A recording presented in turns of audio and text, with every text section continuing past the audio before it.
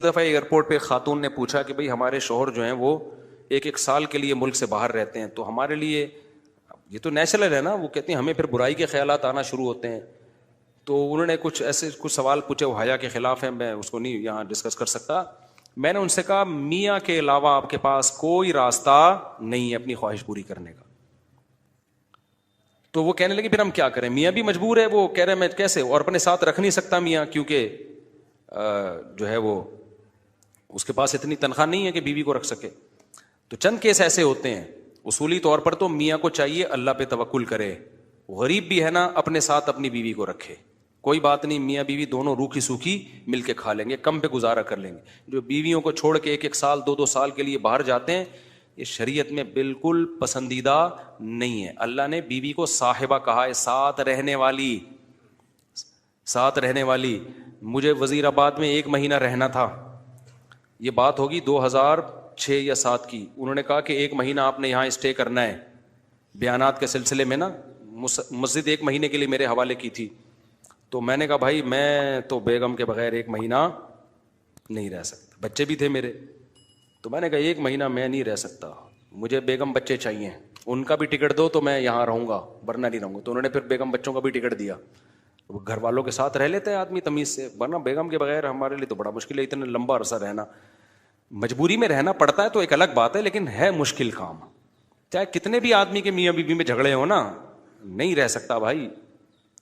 تو 1 سال کے لیے پتہ نہیں کیسے رہ لیتے ہیں لوگ بیگم کے بغیر. ٹھیک ہے ان کی مجبوری ہوتی ہے، میں مانتا ہوں، لیکن اس میں کوشش کرو اللہ پہ توکل کرو. بیگم روکھی سوکھی کھا لیں گے، لیکن اللہ میاں نے بیگم کو صاحبہ کہا ہے قرآن میں. صاحبہ کا مطلب ساتھ رہنے والی. صاحبہ کا کیا مطلب ہے؟ ساتھ رہنے والی. تو اس کا مطلب جب شادی ہو گئی تو وہ پھول ترو کی طرح تمہارے ساتھ چپک گئی ہے. پھول ترو کی طرح اس لیے کہہ رہا ہوں کہ لوگ پسند نہیں کرتے، لیکن اللہ نے اس کو آپ کے ساتھ کیا کر دیا ہے، اب جہاں جاؤ گے بیگم صاحبہ ساتھ ہوں گی.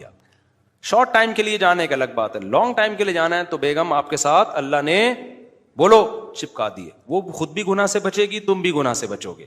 تو اس لیے یہ طریقہ ٹھیک نہیں ہے سال کے لیے میاں بیوی کا دور رہنا. اور پھر خواتین بھی پریشان ہوتی ہیں. تو گناہ کسی کے لیے بھی حلال نہیں ہے. میں نے اس خاتون سے کہا کہ 1 سال آپ کا شوہر باہر ہے، کیا اس کے لیے حلال ہے گناہ کرنا وہاں پہ؟ جب اس کے لیے حلال نہیں ہے تو آپ کے لیے بھی حلال نہیں. تو اللہ میاں نے صرف یہی رکھا ہے کہ ایک دوسرے کی خواہش پوری کر سکتے ہیں میاں بیوی، اس کے علاوہ ان کے پاس کوئی آپشن نہیں ہے. تو اب پھر بھی نہیں آ رہا میاں، تو میں نے ان خاتون کو یہ کہا کہ اپنے آپ کو بزی رکھیں. آپ کیا رکھیں بھائی؟ کوئی پازیٹیو ایکٹیویٹیز میں اپنے آپ کو کھپا دیں. ایسی موویز تو ویسے بھی ٹھیک نہیں ہے دیکھنا، خاص طور پہ فحش موویز دیکھنا، اور ٹک ٹاک پہ صبح و شام بے حیائی. تو جب یہ انسان کی عادت ہے، جب وہ اپنے آپ کو کسی پازیٹیو کام میں لگا دیتا ہے نا، تو چند دن پھر یہ جھٹکے لگیں گے، اس کے بعد انسان نارمل. کئی لوگ ہیں جو 1 سال گھر سے باہر رہتے ہیں مجبوری میں، بیویاں بھی رہتی ہیں، وہ گناہ نہیں کرتے.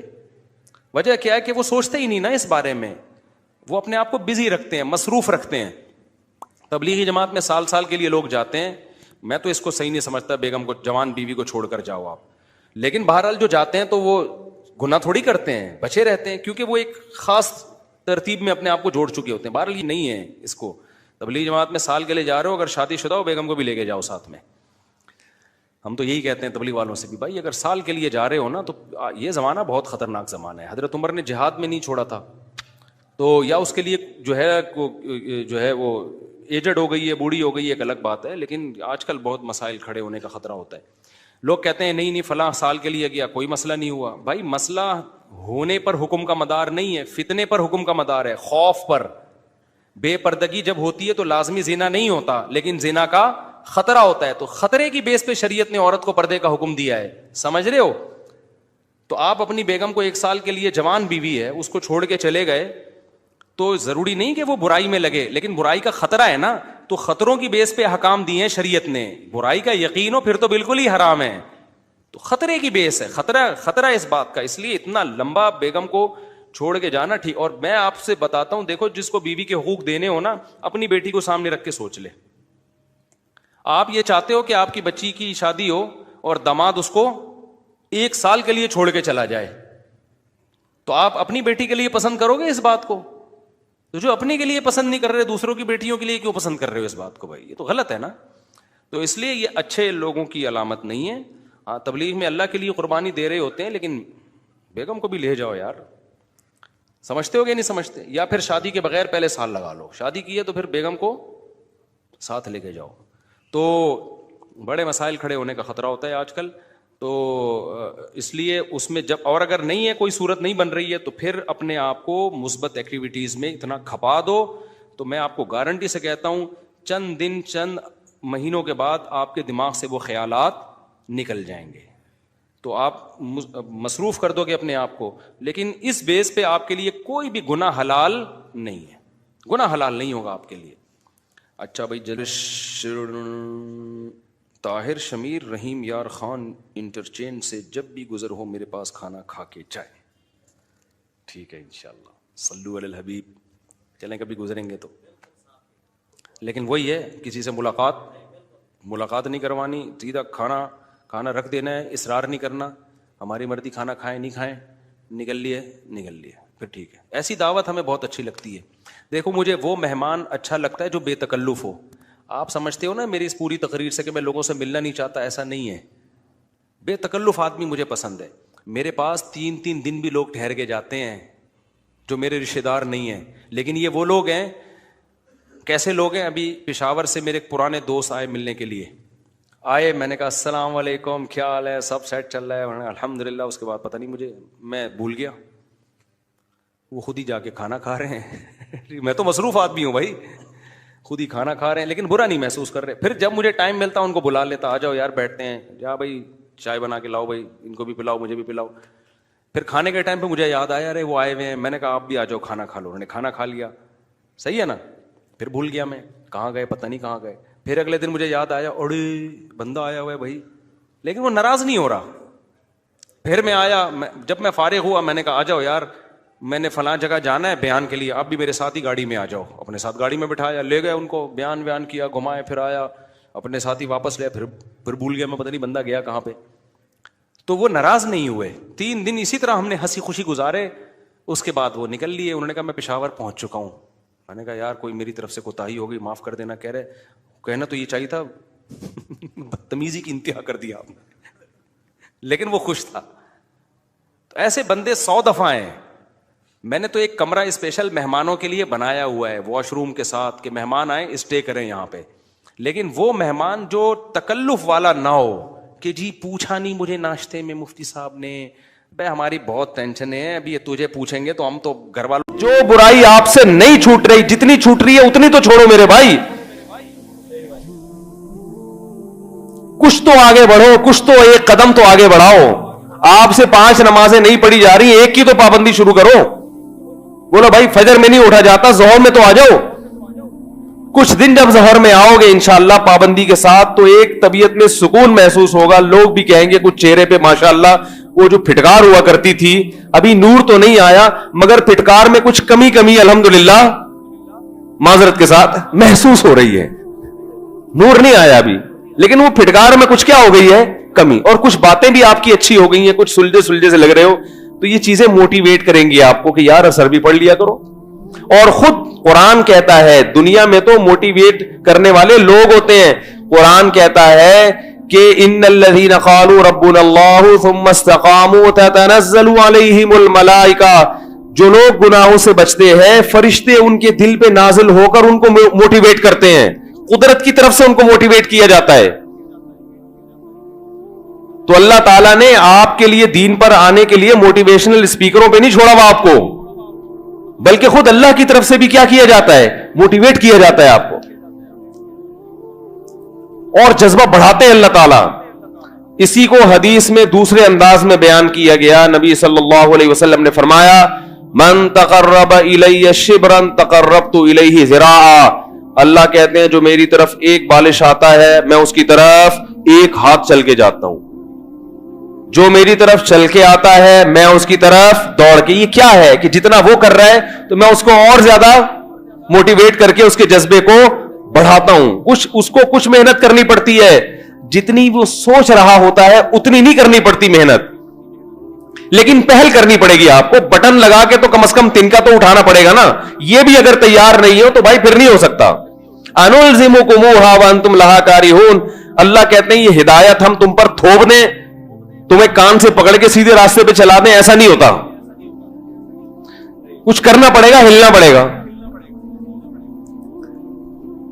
ایک نوجوان کو عادت پڑ گئی فحش فلمیں دیکھنے کی. میں نے, وہ کہہ رہا ہے مجھ سے نہیں چھوٹتی, میں بہت توبہ کرتا ہوں, ٹوٹتی ہے توبہ, توبہ کرتا ہوں. میں نے کہا دیکھو, اپنے آپ کو اپنے نفس کے حوالے نہ کر دو. حوالے کرنے کا مطلب اب یہ آپ یعنی یہ فرض کر کے بیٹھ گئے کہ اب میرا نفس مجھ سے جو کروائے گا وہ میں کروں گا, کیونکہ اب تجربہ کر کے دیکھ لیا, توبہ بھی کر کے دیکھ لی. ایک نے تو کہا میں حج کر کے آیا پھر بھی نہیں چھوٹ رہی, پھر مجھ سے توبہ ٹوٹ گئی. تو میں نے کہا اپنے آپ کو اپنے نفس کے حوالے کر کے مت بیٹھو کہ اب مایوس ہو گئے کہ یار اب نہیں چھوٹ رہی تو اب زندگی اسی میں گزارے. میں نے کہا نا نا نا, پھڈے بازی نفس کے ساتھ کرنی ہے. اور میں نے کہا چونکہ اس کی لت پڑ گئی ہے, یہ لت تو آپ نے خود ڈالی ہے نا, اب اس کی سزا ہے. سزا یہ کہ اب یہ لت اتنے آرام سے نہیں چھوٹے گی. ایک دفعہ کسی سے گناہ ہو گیا, فوراً گڑگڑا کے توبہ کر کے چھوڑ دیتا. آپ نے خود بار بار توبہ توڑی ہے, بار بار توبہ توڑی ہے, تو اب اللہ کہتا ہے کہ اب تمہیں چھوڑنے میں بھی کچھ مشکل پیش آئے گی, لیکن ہمت کرو, اللہ چھڑوا دے گا انشاءاللہ. وہ ہمت کیسے کرو؟ میں نے کہا پہلی بات تو یہ کہ اپنے یہ تسلیم نہیں کرنا اپنے آپ کو. جیسے رنگ میں کسی پہلوان سے آپ کا مقابلہ ہو, آپ کو پتا ہے پٹوں گا میں, تو ایک پٹنے کا طریقہ, ایک ہارنے کا طریقہ ہوتا ہے کہ پٹ پٹا کے مقابلہ کیا اور اس کے بعد ہار گئے تو جیتنے والے کو لوگ مبارکباد دیتے ہیں, ہارنے والے کو بھی کہتے ہیں بہرحال مقابلہ تم نے بھی ڈٹ کے کیا. کیا خیال ہے؟ اور ایک ہارنے والا وہ ہوتا ہے رنگ میں اترا اور کہتا ہے بھائی اللہ کا واسطہ مجھے معاف کر دے یار, میں لیٹ رہا ہوں, بس پتا کہاں لیٹنا ہے, کتنی دیر تک اپنے بازو زمین پہ رکھنے ہیں. لوگ اس پہ لانتے کریں گے نا, بولے کمبخت آیا کیوں ہے رنگ میں, ہمیں بدنام کرنے کے لیے آیا تھا. کچھ تو فائٹ کرتا, کچھ تو لڑتا. تو چلو ہار جیت تو ہوتی ہے, کبھی کبھی بڑے بڑے فائٹر ہار جاتے ہیں, تو بھی ہار جاتا. ہم کہتے ہیں یار کوئی بات نہیں یار, ہار جیت تو کسی نے تو ہارنا تھا نا. تو وہیں آگے آرام سے لیٹ گیا اور کہہ رہے بتا دو ویفی صاحب ہو گئے, تین تک گنتی گن لی ہے, اڑ جاؤں. تو میں نے کہا میرے بھائی ٹھنی, اس سے ہے دشمنی عمر بھر کی. یہ جو نفس ہے نا اور شیطان, اس سے زندگی بھر کی دشمنی ہے. کبھی وہ دبا لے, کبھی تو دبا لے, کبھی تو بھی تو پچھاڑ اس کو. تو پچھاڑنے کا میں نے ان کو ٹیکنیکل طریقہ بتایا. اصل تو یہ ہے کہ جب کسی کو ایسی لت پڑ جائے نا, کسی شیخ سے بزرگ سے باقاعدہ اصلاحی تعلق قائم کرے, ان کو لکھ کے دے, ان کی خانقاہ میں جا کے بیٹھے, اللہ اللہ سنے, تو آہستہ آہستہ انشاءاللہ گناہوں کی نفرت دل میں پیدا ہو جائے گی. لیکن جیسے جو جنرل فزیشین ہوتے ہیں نا, وہ کچھ بیماریوں کی ایک عمومی دوا تو دیتے ہی ہیں, بھائی سر میں درد ہو تو پیناڈول تو سبھی کھا سکتے ہیں, کہتے ہیں نا, باقی آپ جا کے ڈاکٹر کو چیک کرا دیں یہ درد ہو کیوں رہا ہے. تو جو روحانی علاج, یہ والے نہیں ٹوپی ڈرامے والے روحانی کی بات کر رہا ہوں, جو بزرگان دین ہوتے ہیں, جو اللہ اللہ لوگوں کو سکھاتے ہیں, اصل تو ان کے پاس ان چیزوں کا علاج ہوتا ہے, ان کے پاس سینکڑوں اس قسم کے مریض آ چکے ہوتے ہیں. لیکن ایک جنرل فزیشین جو ہوتا ہے وہ ایک نسخہ ویسے ہی بتاتا ہے.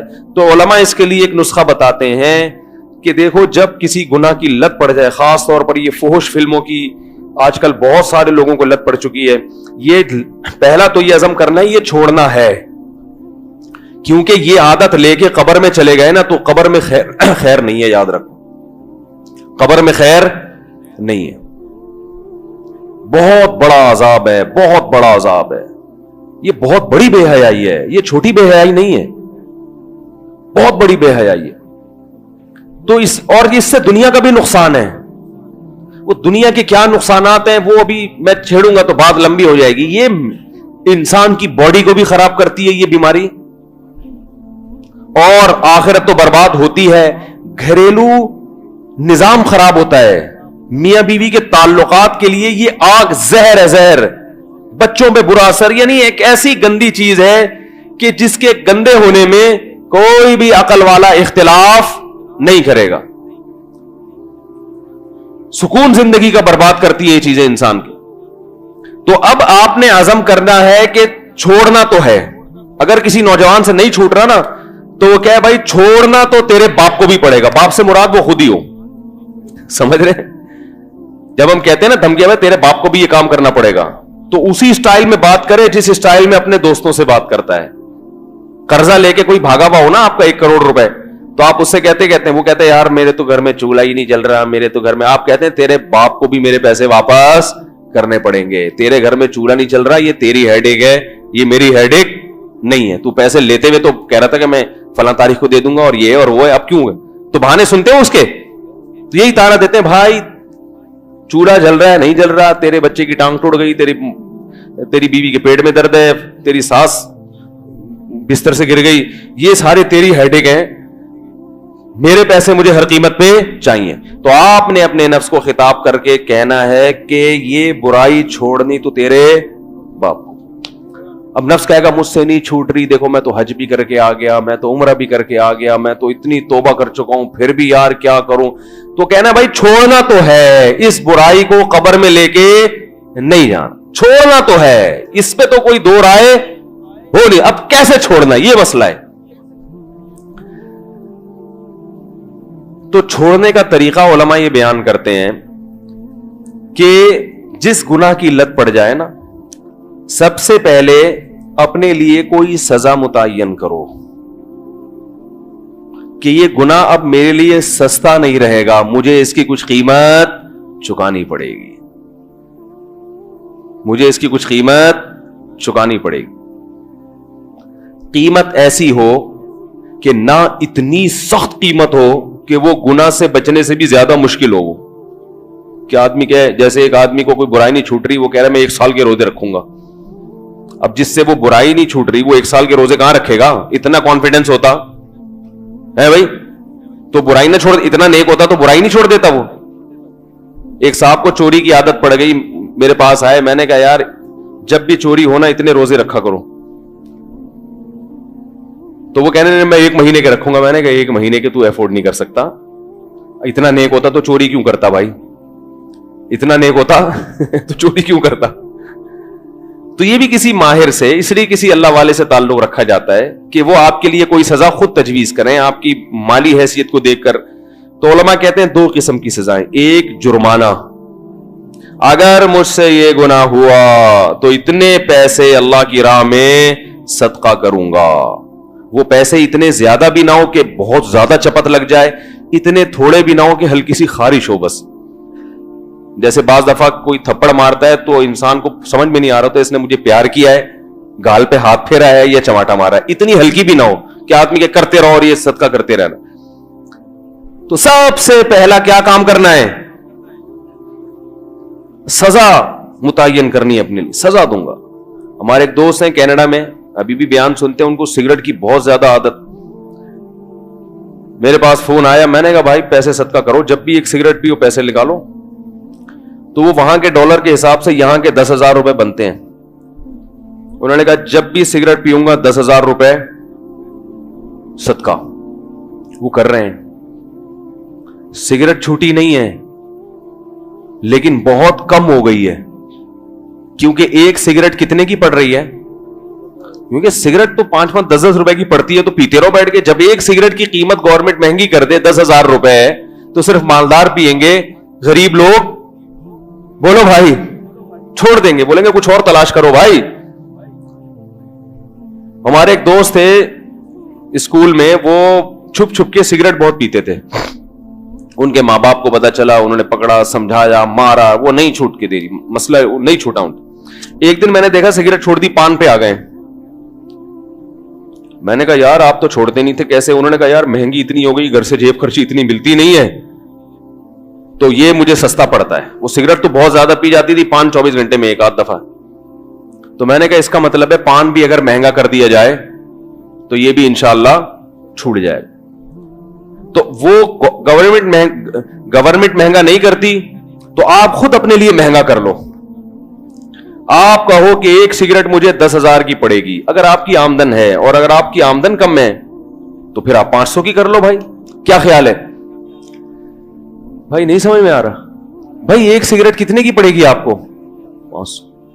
اس سے یہ سگریٹ چھوٹے گی نہیں, کیونکہ شیطان آپ کو مایوس کرے گا, یار میں تو 500 دے رہا ہوں, پھر بھی چند دن تک ہوگا, اس کے بعد خود بخود کم ہوگی. چھوٹے گی نہیں, کم ہوگی, ختم نہیں ہوگی. یہ ذہن میں رکھیں. میں اس لیے پہلے بتا رہا ہوں کہ آپ یہ ذہن بنا لیں کہ ختم ہو جائے, پھر ختم نہیں ہوئی تو آپ مایوس ہوں گے, یار کچھ ہوتا نہیں, دوبارہ سے خام میں پیسے کیوں ضائع کروں میں.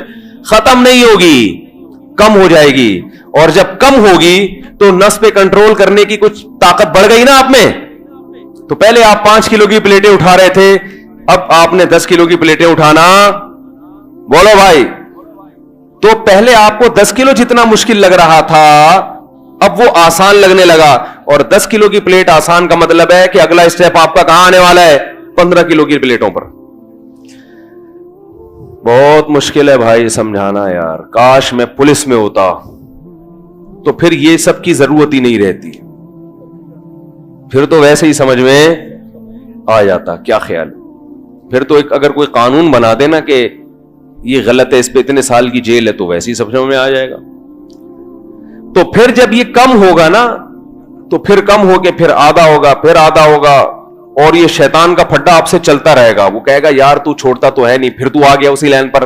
آپ نے وہ سزا نہیں چھوڑنی, اللہ سے دعا بھی مانگتے رہنا ہے, اے اللہ مجھ سے چھڑوا دے چھڑوا دے. اور بھی کچھ اس کے اسباب ہیں جو وقت نہیں ہے تو میں بتاؤں گا, کہ ان جگہوں پہ جانا چھوڑ دیں جہاں گناہ کی ترغیب ہوتی ہے. اب آپ کمرہ بند کر کے انٹرنیٹ پر کیوں بیٹھ رہے ہو بھائی؟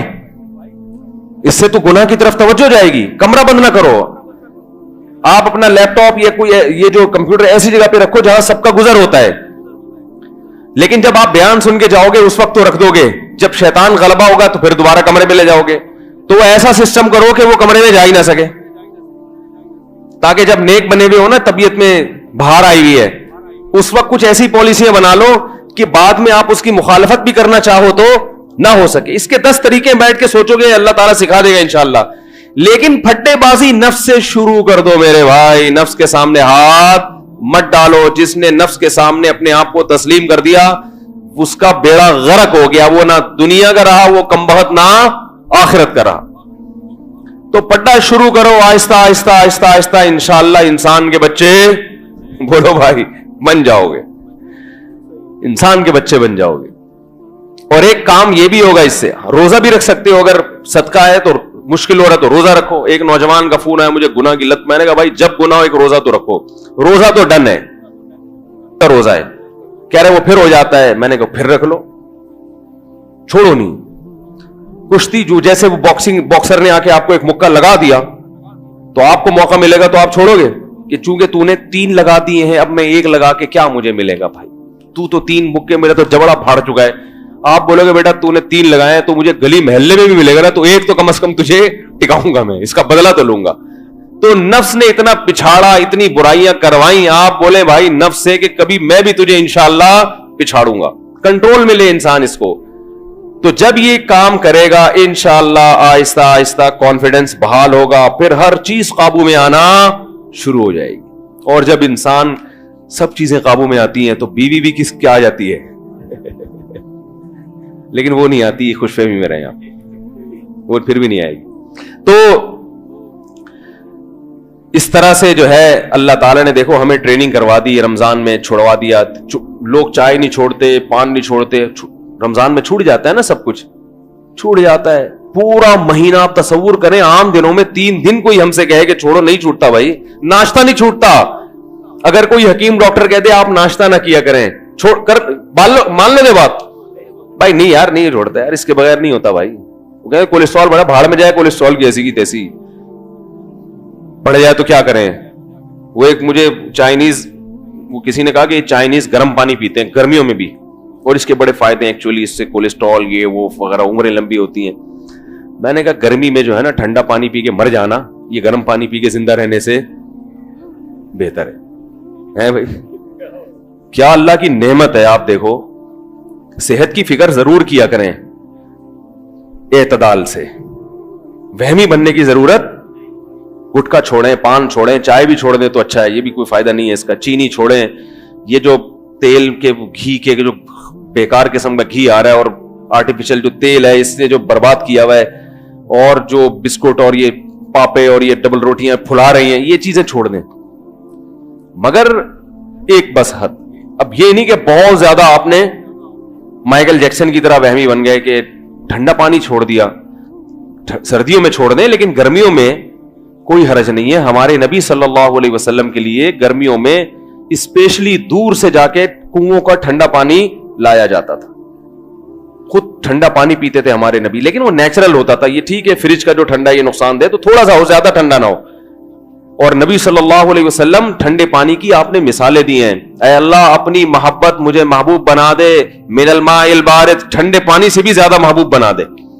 اے اللہ پیاس کی شدت میں ٹھنڈے پانی میں جو مزہ آتا ہے تجھ سے محبت کی چاشنی اس سے بھی زیادہ ہو. تو کس سے تشبیہ دی جا رہی ہے؟ ٹھنڈے پانی سے. اور وہ چائنیز بیچارہ گرمیوں میں بھی کیا پی رہا ہے؟ وہ ابال کے گرم پانی پی رہا ہے. تو ایسی زندگی کا وہی والی زندگی ہو جائے گی وہ جو ایک اسکول ٹیچر نے بچوں سے کہا نا کہ بچوں پرومس کرو آج سے چوری نہیں کریں گے. بچوں نے کہا پرومس چوری نہیں کریں گے. بچوں آج سے وعدہ کرو کہ یہ نہیں کریں گے, ابا اما کا کہنا مانیں گے. بچے وعدہ کرتے کرتے آخر میں بچوں وعدہ کرو کہ گرلز کا پیچھا نہیں کریں گے, کبھی کسی لڑکی کی طرف آنکھ اٹھا کے نہیں دیکھیں گے. بچوں نے کہا وعدہ.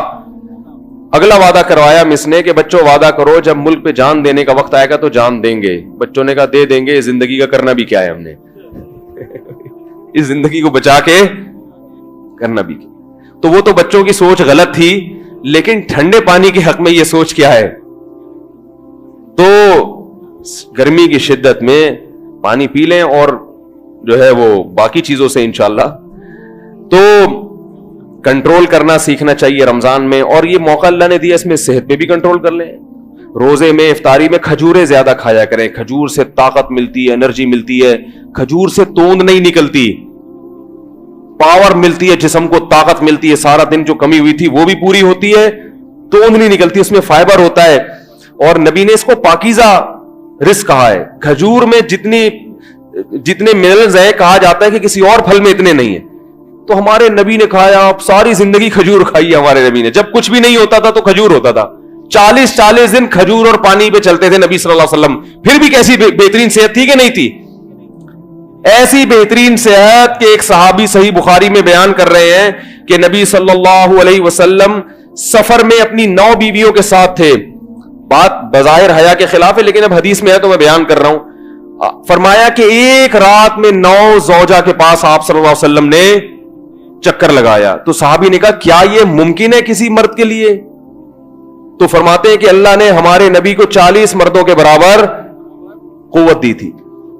تو یہ تو ایک اللہ کی طرف سے بھی, لیکن خوراک کیا تھی؟ کھجور. چہرے پہ رونق آتی ہے, سرخ ہو جاتا ہے چہرہ. بچوں کو کھجور نہیں کھلا رہے, اور کھجور ایسے کھاتے ہیں کہ میرا دل چاہتا ہے یار یہ بھی چھوڑ دو, نہیں کھاؤ, یہ ناشکری ہے. نبی نے فرمایا جس گھر میں کھجور ہے وہ گھر والے بھوکے نہیں ہیں. یعنی گھر میں ہر وقت کھجور ہونی چاہیے. تو افطاری میں تو تمیز سے پیٹ بھر کے کھا لو, وہ بھی بس ایک یوں کر کے سنت پوری کرنے کے لیے اتنی سی, وہ بھی 10 دفعہ دیکھیں گے اس کا یہاں سے چھلکا اتارا, یوں اٹھارا, یوں دیکھا, یہ چکھا, ہو گئے بے سنت. پھر آ گئے پکوڑے پہ ڈائریکٹ. اور یہ جو آلو کے سموسے ہو رہے ہیں ان میں سموسوں کے پتہ نہیں یہ لوگ چھلکے دھوتے بھی ہیں وہ آلو کے, وہی مٹی والے آلو کے چھلکے میں اتنی مٹی ہوتی ہے, وہ دھلتی کہاں ہے اتنے آرام سے. وہ تو گھر کی خواتین بیچاری چھلکے اتار کے, وہ تو ایسے ہی چل رہا ہے ایسا گٹر کا وہ ٹھوس رہے ہیں. کھائیں سموسے, میں منع نہیں کر رہا, ہم بھی کھاتے ہیں, ایک آدھ ہم بھی کھا لے, زیادہ نہیں کھاتے. تو لیکن کھجور کو زیادہ فوکس کرو میرے بھائی, اس کی عادت ڈالیں. اب لوگ کہتے ہیں ہضم نہیں ہوتی, وہ اس لیے نہیں ہوتی کہ عادت نہیں ہے. جب عادت ڈالیں گے ایک کے بعد 2, 2 کے بعد 3, 3 کے بعد 4, تو میں نے عربوں کو دیکھا ہے پوری پلیٹ بھری ہوئی ہوتی ہے کھجوروں کی, اور کھانا ان کا یہی ہوتا ہے پورا پلیٹ بھر کے کھا جاتے ہیں, کچھ بھی نہیں ہوتا. اور عربوں کی آپ رونق دیکھیں, وہ تو سست ہونے کی وجہ سے فیٹ آ رہا ہے ان میں, ورنہ عرب کی تو خوبصورتی, عرب کی صحت اور دماغ یہ تو مثالی ہوا کرتا تھا کسی زمانے میں. تو نہیں آ رہی بات. تو رمضان میں جو ہے نا گناہوں پہ بھی کنٹرول کریں, اور کس پہ؟ منہ پہ بھی کنٹرول کرے انسان. تو کنٹرولنگ پاور کے لیے تبھی تو قرآن کہہ رہے لعلکم تتقون, تاکہ تم میں بچنے کی اور پرہیز کی صلاحیت پیدا ہو جائے. تقویٰ کہتے ہیں بچنے کو. تو رمضان اللہ نے دیا کیوں؟ تاکہ ہمارے اندر پرہیز, ایوائڈ کرنا مشکل ہے نا, یہ چھوڑ دو, یہ چھوڑ دو, یہ چھوڑو, آدمی کی کیا